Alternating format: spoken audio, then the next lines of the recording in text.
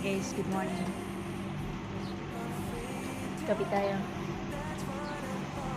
May mga bagay guys na kahit gaano ka-importante or gusto mo itong balikan, mas pipiliin na lang natin itong kalimutan. Bakit? Kasi may mga bagay na gusto mong magstay na lang kung saan kayo naging masaya. Yung memories na masaya kayo.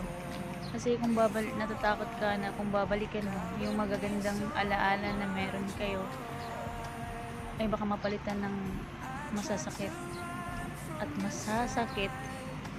at pagsisisi sa huli.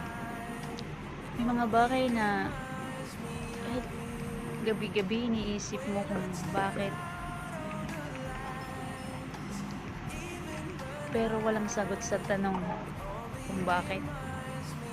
So, mas piliin mo na lang kalimutan at iisipin yung magagandang alaala na yun sa inyong dalawa.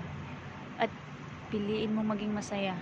Kasi sa buhay natin, piliin lagi nating maging masaya kasi walang rewind guys.